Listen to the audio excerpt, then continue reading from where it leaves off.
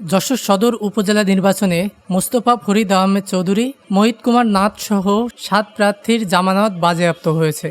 জামানত বাজেয়াপ্তের মধ্যে 5 জন চেয়ারম্যান ও 2 জন vice chairman প্রার্থী। সংরক্ষিত নারী ভাইস চেয়ারম্যান 3 প্রার্থী জামানত রক্ষা করতে পেরেছেন। যশোরের অতিরিক্ত জেলা নির্বাচন কর্মকর্তা আব্দুল রশিদ জানায়, নতুন ঘোষিত নির্বাচনী বিধিমালা অনুযায়ী কাস্টিং ভোটের 15% ভোট না পেলে জামানত বাজেয়াপ্ত হয়।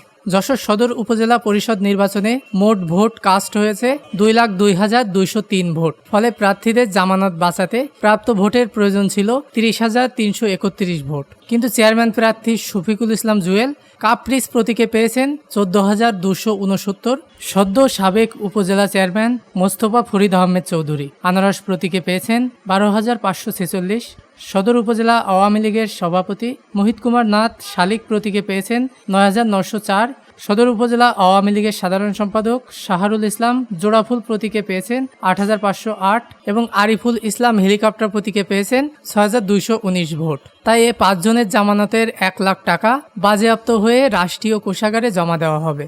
ভাইস চেয়ারম্যান পদে শাহজাহান কবির শিপলু 24,574 ভোট পেয়েছেন এবং মনিরুজ্জামান উড়োজাহাজ প্রতীকে পেয়েছেন 9,952 ভোট। ফলে ভাইস চেয়ারম্যান পদে এ 2 প্রার্থীর প্রতিজনের জামানতের 75,000 টাকা বাজেয়াপ্ত করে সেই টাকা রাষ্ট্রীয় কোষাগারে জমা দেওয়া হবে। সংরক্ষিত নারী ভাইস চেয়ারম্যান পদে 3 প্রার্থী প্রদত্ত ভোটের 15% ভোট পাওয়ায় তাদের জামানত রক্ষা পেয়েছে। ডেস্ক নিউজ, দৈনিক রানার।